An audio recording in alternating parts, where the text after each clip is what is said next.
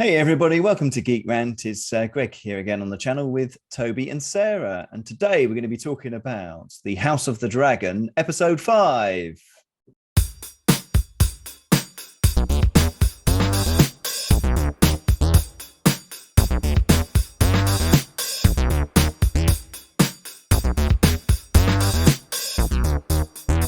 Thanks everybody for joining us today. It's another. This is actually one we really enjoy talking about. We've having reviewed She-Hulk and the Rings of Power. This is the main event, the one that we do enjoy. And I have to say, I thought episode 5 was another really good addition to the series. Fantastic, full of lots of character development and interesting sort of subplots. So yeah, what did you guys think, Sarah? What's your thoughts on this one?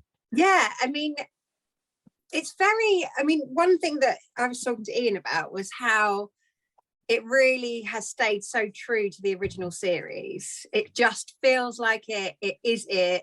They've written it in, it's got the same gruesome acts. It's got the same, like, on the edge of your seat feel. Yeah. And I know that some of the other series that we've watched have been a bit disappointing, but with this, It's just like, yes! But no, I think it was excellent. It was I was quite surprised that they were immediately going in to marry her off. I didn't realise that would happen quite so quickly. Right. And I thought it was quite an interesting twist that the guy that she was going to marry was obviously interested in men, and she's obviously got other interests. Yeah. I mean, and then it was good, wasn't it? I mean, that was a good place. I'm not quite sure why he then killed the lover of her future husband. Yes. Oh no, it's because what's his name? Cool. We've jumped straight to the end there. Sorry. Yeah. Maybe we shouldn't jump straight to the end. I thought you were just chatting about it. No, you're right. Yes. So where should we start? Well, I thought it was quite interesting how we started in Runestone, which is where we saw Damien. I keep calling him Damien. I mean Damon Targaryen turns up, doesn't he, with his wife Raya? Yes. Is riding along. She sees another noble. Rides down. I thought she looked fantastic. I was like, this is an interesting character. Yeah. That was one thing I was going to say. I thought actually she looked like a really good potential character for the series. She looked great. She had all the armor and all the kit, and I thought, wow, so this is going to be and they've done special runes on her armor that date back hundreds of years in real life. And she had the right attitude as well. She looked like a really good, interesting character, didn't she? And for him to suddenly it was a bit. Did he make the horse rear up, or was it just partly that she'd gone for her weapon? Weren't they? They were clear.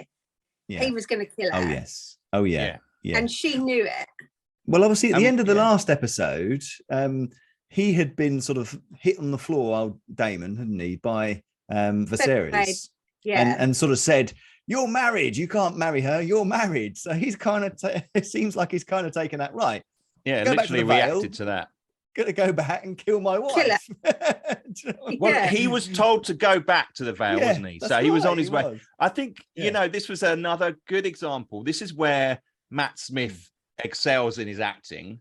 Yeah. Where he's this creepy weird guy. And he didn't say a word. Along, doesn't he? He slopes along in his cloak, and he's like, and I'm like, oh my god. He didn't actually say a word, did he? He just was quiet. And I thought how she was berating him was really good. You come back to consummate the marriage, and so that he hadn't ever had sex with her. So he'd obviously married her. She must have been really young when they got married. Yeah, maybe. Well, because she was still quite young. Maybe, but however old she is, he is impotent. He cannot consummate the marriage. So for him, well, I wonder if he's just got. He seems to be okay when he's dominating someone. Do you know what I mean? I think he's got some sort of. I've got to dominate you, and he hasn't come through with it, has he? He hasn't come. Yeah, he was having sex with the with his prostitute. Yeah, but he didn't finish. He couldn't finish. Yeah, Right, yeah, that's true. That's because she just became, she didn't let him dominate her, so I don't know about that. I think there's something deeper going on here. I know what you mean. Okay. They haven't actually, because he didn't then his impotence seems to be a trend here. He can get it up, but it doesn't last, put it that way. Yeah. So it was a really sort of unusual start, wasn't it? Because they introduced this woman who we thought, actually, I think she could be a really good character, and now she's dead. You're like, who is this? And then you're like, oh, she's him. But he always goes on about how she's the right hag. And I know. Ian was always confused about where's his wife? When are we going to see his wife? Yeah. And I was like, she's obviously a bit of a dog. And so I was expecting something different. Yeah. I know. Absolutely. I know. Well, I think that part of the reason why they've shown her is because her cousin is going to play a role later in the series, and he needs motive, and by having her there, it's empowered that character, which we'll find more about that in the coming series. Which incidentally, the next episode is 10 years in the future. That's right. Is it? Yeah. Yes. Yeah. This is when we have a big time jump. Yeah. Exactly. Oh, I'm really excited for that. Yeah. Because well, a new woman is playing Rhaenyra. Yes. Yeah. And Alison. That's my only disappointment. With this series is I've thought that Millie she's Alcock been really great. Millie Alcock has been fantastic. She's got a big future ahead of her. She's played it so well, and that's the one shame that she's gonna be coming out of the series. Other ladies really good though as well. Yes. Yeah. Well, I think the directing of the actors has been supreme. I mean, however they've been handling this, they've got good performances out of just about every actor in the show. Yeah. I think this is so funny because this is leaps and bounds. We did Toby and I did the Rings of Power the other day, and it was the character. There is no real buy-in to the people who are playing these roles, and it's terrible. And when you see this, they have got some slightly more well-known people. Rhys Ifans is great as Otto Hightower. That whole bit where he's talking to his daughter about there's going to be a war, and you're really like, oh my god, he plays it so well. The King Viserys is brilliant. Paddy Considine. Paddy has been playing that so well, and he's excellent. He's so excellent. Excellent, yeah. He embodies. He is. He embodies the whole show. His body is the realm. It is, yes. There are parallels to his suffering, to the realm's suffering. And how he's diminishing after a good long and peaceful reign. How it's now falling into a state. There's going to be a civil war. I mean, that is fact. It's set to come, isn't it? Yes. No, absolutely. But obviously, we see the king. He's gone off to see Corlys to propose a marriage between his daughter, she's still going to be queen. He's still saying she's my heir and going to be queen. And they go and see. I didn't expect them to marry her off so quickly. He said it. He said it at the end of the last episode, didn't he? He was then saying very definite. She's going to marry Leonor, and that's it now. I've given her a chance. She's had some time to try and do that. No, going to marry her off. And I think what we touched on in an earlier episode, I think Toby and I were a lot happier now that she's not playing this spoiled child sort of attitude. She's now becoming part of the Game of Thrones. She's now starting to play the game a bit and get what she wants and deal with it the way she wants. And I think that's a really good character development for her. And so obviously he proposes it. He goes and sees Corlys. Now I thought his castle, that whole setting was brilliant. It was great, going into his back chambers, and he's seeing all those sort of skulls of the people he's killed. And in that room, there was all sorts of bits and pieces in the background. I couldn't really sort of make it all out. All nautical. Yeah, I think I saw. That's it. Yes. I think I saw that there. Yeah, definitely was there. That's what I was going to say. And that whole setting was brilliant, and how they're trying to, now their power is kind of coming out, isn't it? That they're a strong house. He's now coming to them, begging for the hand of marriage. And it's interesting, the journey. There is some sort of meaning here. Making that journey has almost triggered the end of the series and his health. That trip, being sick, because he was really sick, wasn't he? And I thought that was interesting when he's talking to Corlys, that he's trying to then gain some upper hand of, will it mean that he becomes the king consort? Will their children take our house name or your name? Yeah. He concedes a little bit, doesn't he? A little bit of a negotiation. Yeah, but you sort of think, well, if he's not around, if Viserys is not around for a long time, they could go back on that when it comes to one of them becoming king or whatever. Yeah. So, it's all left a bit. But like you say, the illness thing was really sort of being played up. When he sees his cousin, she tries to touch his hand and he's like, oh man, and because he's falling apart, isn't he? He's kind of, he's entered the final stages of his illness. Oh. Well, he's still in the second half, so that's 10 years. So he suffers for another 10 years. Oh, is he? Oh, yeah. Okay. Yeah. Oh, I didn't realize that. He's going to live for another 10 years. Well, I've caught a couple of trailer type things, and I've seen him in the next bit. So, How he survived. To be honest, I hadn't actually looked. I'm enjoying the surprise of it all. Me too. There's a trailer for the next episode, and I haven't watched it. So I've seen is an image of her older. Yes, that's the only thing I've seen. I don't want to know what happens next, but I can't believe he survived another 10 years. Yeah, well, that's what I. It's not through knowing the book; it's through just seeing him in the trailer. Yeah, originally there are some trailers that we all watched, weren't there? And they revealed certain things about the future of the show. And obviously, then we see Rhaenyra and Leonor sort of talking, don't we? Because she's sort of talking in code to him about he's gay and everything, and and all that she's sort of straight, and can they have extra? She's like I said before, she's playing the game now. She's going to marry him. She might have his children, but she's going to let him go off and do what he wants to do, and she's going to do what she wants to do in that respect. That doesn't go down too well with Kristen Cole. So it's the first sign of a little bit of shakiness there. He's already to the Queen. Yeah, he's already shaken up. I think they picture him as quite a stupid character, really. Stupid. Yeah, he completely fucks her over. Quite get it, but because he slept with the princess. No, he's like Sean Bean.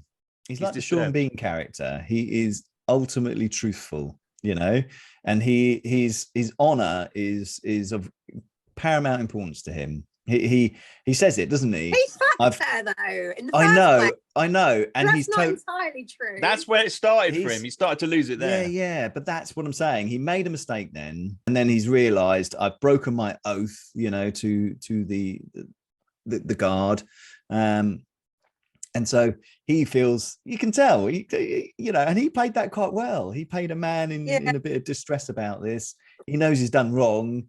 He expects to be killed, he expects to be killed because of that. And he said, if when the Queen approached him and talked to him about it, he tried to say, I wish, if you could be lenient and not torture me and all this sort of thing beforehand. Geld me. He said, as long as you don't geld me. I'm like, oh my God. That's fairly extreme. But you think about it, if he slept with the princess, he used the good, didn't he? Get in trouble, severe trouble, Okay. So what I thought was interesting was the son of Lionel Strong was talking to her, wasn't the Queen, and had kind of, he's a bit like a little finger sort of character, isn't he? He's promoting a bit of dissent in there. He worms his way in, finds out secrets, tries to rile things up, and he's very different to his brother, because he's got a brother, isn't he, that's quite a sturdy looking guy, is it Lionel Strong's son. So I think Breakbone Strong. Is that what his name? Right, Breakbone. Right, brilliant. And I thought that was a nice touch, trying to get some more peripheral characters in to up upset the apple cart a little bit. Yeah, because it made you wonder what the Queen was going to do, because she didn't turn up at the celebrations, and you wondered if she was going to say something and turn up and say she shagged a knight in shining armor. She, that was one potential. But if the next episode's 10 years ahead, then she obviously doesn't do anything about it. Her son, Aegon, is going to be older, and so she's going to be, we know the tension exists between the Queen and the King, and there's going to be a push to get Aegon on the throne. So is there a different actress for the Queen? Yes, there is. Yeah. Alicent is upgraded as well. Notice how it's just all the men that stay the same, and the women get new actresses. I think it's another Leonor as well. I think he changes. Okay. I think it's the younger people that change. Yeah. The 17, 18-year-olds get upgraded, I think. Yeah. But it's the older actors obviously then get made up to look even older. So it's not a just thing to about note, we wouldn't get the case. We'd just be made to look older if we were in it. I'm there already. No worries about that. You've looked like that for the last 10 years, Toby. So I know. It's like old before my time, No. It's wisdom, and learn. Yes. but stress. Yes, there's a certain amount of that as well. Yeah. Anyway. Well, I'll just clarify for viewers, he's not our father. Okay. It does feel like that at times. Really quite young. No. Anyway, there's only 10-year age difference, isn't there? Yeah. Dear. Right, we need to get back on track with this episode. Okay, so obviously another major part of this was the meal. They obviously bring everybody together. They have a great big setup. They're going to have for the tournaments. They're going to have a wedding at the end of the week. It's going to be a whole massive, festival of joy. Rhaenyra's looking all amazing in the middle. She's got the chair, the chair throne behind her. Yeah. She's looking the part. Alicent takes ages to turn up at the wedding. And she turns up in green. And we see all the guests turning up. Well, that green thing. There's a comment, isn't there, made by Laris who says, when the fire on the tower is green, that means it's going to war, you see. So her turning up the high tower. Was that coincidence, or was that, almost like a declaration to the high tower guys, we're going to be at war. So yes, war is coming. Because she then spoke to her uncle and he said, didn't he, we're behind you. Yes, that's right. She's got a couple of nods, hasn't she, from people? The Strongs, the High Towers, the uncles. They're clearly putting the lines in the sand here, aren't they? Yeah. Well, they will be, won't they? Because they're all family. They've got interest in who's going to become king or queen. And on reflection, this episode was every single line had some kind of relevance to the plot. I felt like so much again, and just to make sure you got every detail. I know. Well, there's so much in it. It's really every great. Character's it's got really great. Motivations, and we're so lucky to have this series to watch. To be honest, we are so full of. It's so sumptuous. Yeah. It is brilliant, isn't it? It's just the amount of money and time and effort they've put into creating it is fantastic. Yes. I mean, that doesn't always follow that you get a good product. No, I know. That's the irony at the time. Game of Thrones or the House of Dragon is going up against the Rings of Power and winning so easily. Oh yeah. It's like watching two completely different things, isn't it? We said it before, they've spent a lot of money on the Rings of Power, but it is just more about the visual effects than it is about and story. I mean, when you look at the House of the Dragon, it looks like everything's been done so real, so there. You know, there must be in castles, there must be in places. You know, it's the outfits, like we said before, that the armor that they've had on some of these people has been great. You know, it really has. Yeah, and the outfits, it's been just so well done. And like you said at the beginning, Sarah, it is fit so well in with the rest of the Game of Thrones stuff. You know, you can watch this alongside that, and it would be, you know, easily as good as. I mean, some of the Game of Thrones stuff, obviously, the last series went a bit off the cliff, but off the beginning. But this has got the full book. This has got the full book. This has really got the full story. It's all rounded off by exactly, George R. R. Martin. Yeah, it's all there. So we've got a good history. Oh, absolutely. And obviously at this wedding, we obviously saw Alison turn up late. We had Damon suddenly appear, you know, and get walks a chair, in, he sort of he still wants to marry his niece. He does. He does. He wants to take her off the power, doesn't he? But he also had a bit of a conversation with the Laring daughter. Yes, she's got a very similar name to the others as well, isn't she? But the king could have potentially married. Yes, 10 years. Exactly. Yeah, that was the same. But she's obviously grown up now. So that you sort of think, could there be something in that? I don't know. They were. I mean, Damon had supported the Valerians when they had that battle with the Crab King, hadn't he? He had gone off and worked with them. So who knows? He may go down that route now that Rhaenyra is getting married. But then we had the bit with it's a Joffrey as well, isn't it? It's a Joffrey character. God, old Joffrey in Game of Thrones. Yeah, who's the lover. He was playing it very bold and did the stupid thing of talking to Kristen. I was like, why are you rubbing it in his face? Don't you could tell he's pissed off. Don't well, he was trying to say to him, if we keep their secrets, then we have our lives. I thought he was trying to be matey with him and say, look, you're hers and I'm his, and if we keep them happy, and everyone will be happy. Yeah. But what he didn't realize was that Kristen was already in a mental turmoil about what he did. And by him Joffrey talking to Kristen, it triggered in his mind. He knows. Who else knows? I've betrayed my cloak, and then he just and also he had been turned down as well, wasn't he? When they were coming back in the ships. He said, "Come away with me." He had said, "I've broken my oath. I want you to come with me and go off together." And she turned him down. So. Well, I mean, she offered him a position. She did. She did.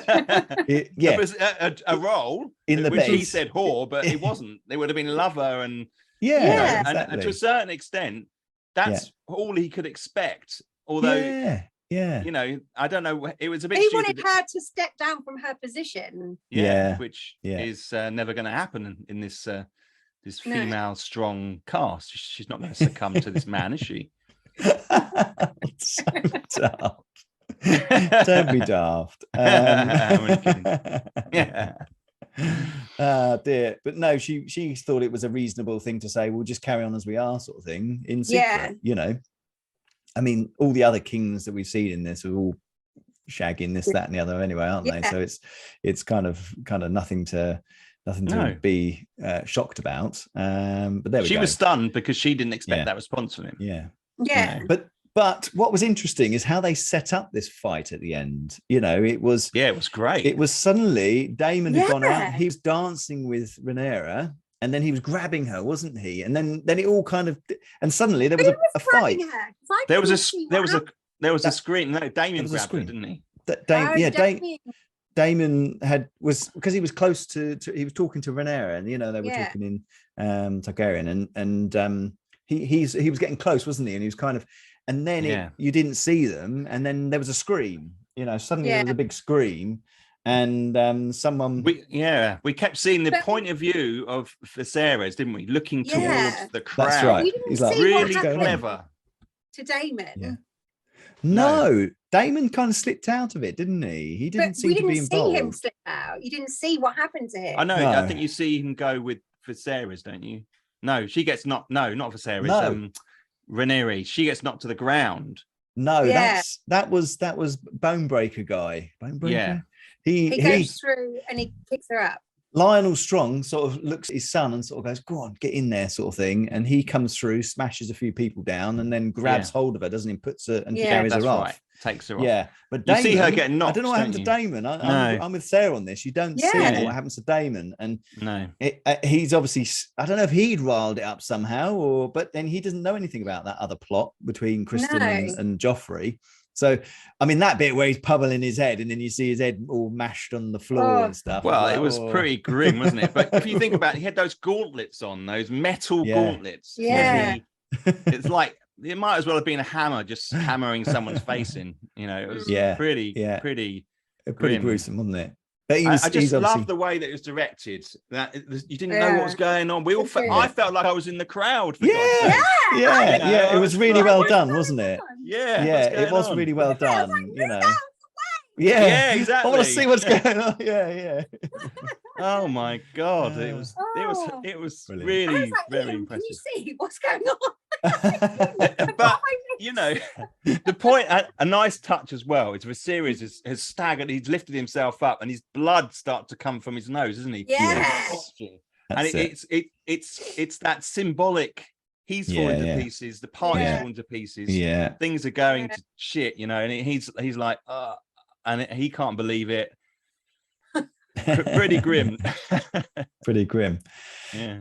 But so Games of Thrones. You know, it's it reminded me of the Red Wedding. Yeah. Well, I mean, that was quite really as shocking as that. But, that was really shocking. It was. Yeah, but just like the surprise. Like, Suddenly it happened. But that was good. They're keeping us on our toes, aren't they?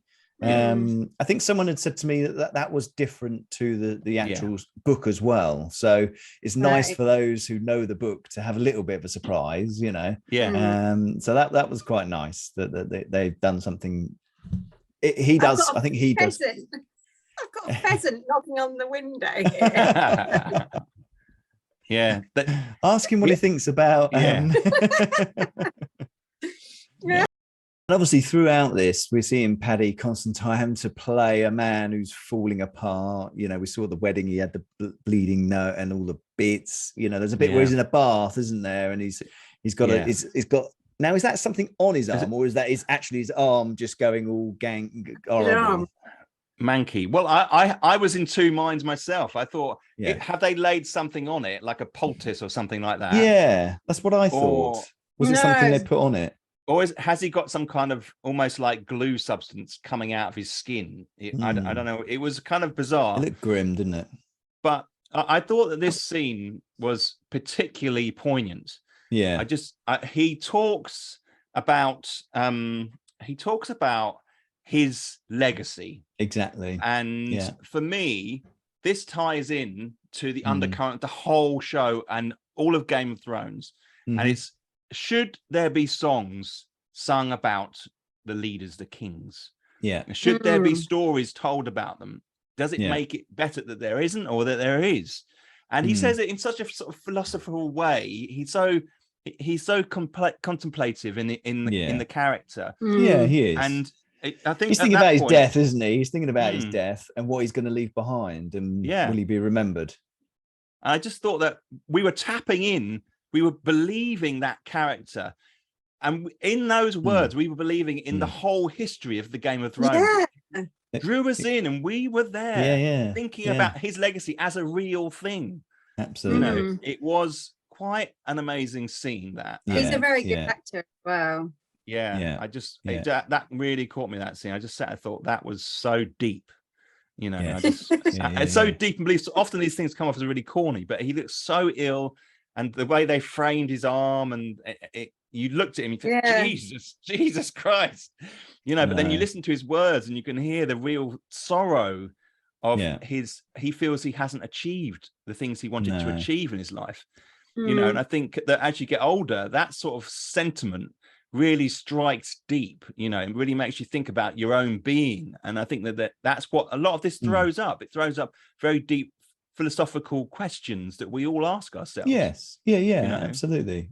And that is really what character development is about, isn't it? Yeah. You know, with any of these stories, you know, to question who we are, what we're doing, what we're about, you know, that's part of like you say, it's ingrained in all of us, isn't it? Why are we here? All those sorts of questions. Yeah. And when you don't see any of that in any of these other series, you know, what is my fate? What is my, you know, that's what's missing from these other series. It's that whole questioning of your own self and your own, you know, what's going to happen to you and all those sorts of things. That was a really good scene, and he's talking, isn't he? With was it the hand? Was it with yes, with Lionel? Lionel Strong. Yeah, and he's playing it quite nicely, isn't he? He throws out the perfect responses very calmly. I also wonder, is he going to be one of those ones that we're suddenly going to realize actually he's playing some dastardly tricks in the background, you know, that could he be, you know, but he seems to be honorable. He seems to be giving good advice. He does seem to be honorable. Yeah, but at the moment, his family is gaining strength, power, isn't it? You know, yeah. And his sons are making moves and plays in amongst exactly the other characters, you know. And is that coming from him or is that coming from the hat? You know, from yeah. So there we go. Yeah. So that was good. I mean, we did do a little poll, didn't we, on Twitter? We did. Yeah. I think you'd put it out there, Toby. You got. So the question that we'd put out there was, how good is Paddy Considine as Viserys in the House of Dragons? Yeah. Well, there were four possible options. Yeah. Poor, it's pretty straightforward. Good or brilliant. Yeah. I think that's quite well, you know, unfortunately we only had 34 votes. That's good. That's not bad. That's not bad. That's pretty good. It's not millions like some of these channels have. You know, it's not going to be not an official poll, but it gives a good overview. I mean, it does. Yeah. You know, 6% said poor, 3% said okay, 15 said good, and then 76 said brilliant. Yeah. And I think we're all pretty much on a similar keel there, aren't we? We thought his performance has been great, and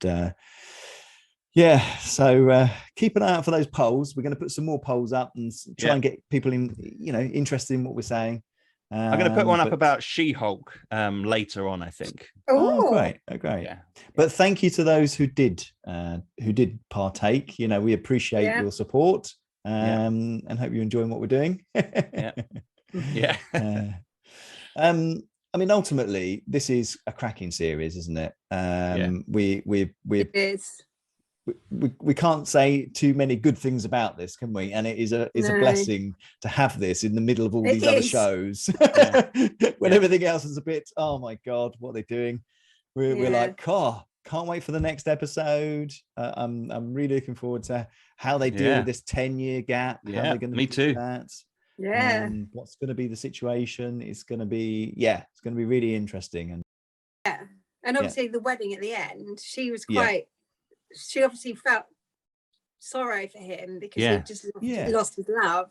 And I thought that was quite touching, the way that they filmed it and the way they spoke the words to each other.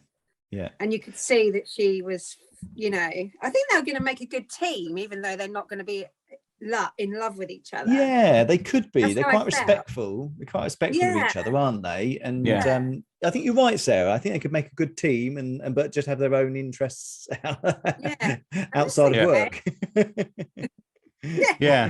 I mean, the scene was so underplayed. All the people are gone. They were in this dark room where all the food was left. It's just on the table, still half eaten. And there was still that pool of blood. It was interesting that they drinking the blood. The rat on the blood, just another symbol that things are going to shit. You know, it's he falls down, doesn't he? So the wedding is completed, and then the king falls to the ground, and then I'm thinking, so he's going to be dead in the next episode, but he's going to be alive 10 years later. I still can't believe that. Yeah, well, we're gonna maybe some sort of monster. He's gonna obviously have lost that arm, isn't he? Yeah. So where it's spread to, we'll just have to see. Yeah. No, I said absolutely. to Ian, they need to take that arm off immediately. That'll give him another year. I didn't know if they were trying to suggest that the mace it was giving him bad advice in an early episode, because there's a bit where he says, I came up with a different solve or something, and he was like, no, don't need that, we'll just do the leeches, and that sort of thing. So I'm wondering whether it's not, maybe he's doing it on purpose, maybe he's just not good at it, and so he could be dying partly because of that. Medical attention was so bad. But the other thing we didn't see a lot of, we didn't really see much of any dragons this time. We got introduced to a new dragon, didn't we? There was one moment where we see a new dragon coming out of the clouds. We see two dragons. I can't remember the name of the new dragon, but it's with the daughter is riding it. Okay.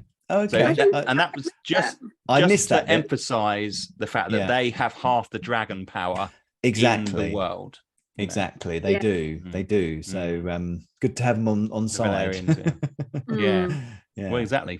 It's going to be dragon against dragon, isn't it? Well, maybe we'll see. Who knows? Yeah. Well, I'm sure people do know, but they've read the book. We haven't. But, we're enjoying the fact we haven't.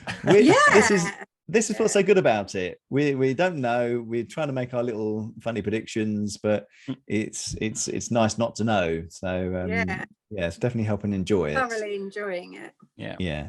Good. Excellent. Brilliant. Thanks very much for joining us. We've really enjoyed talking about that today.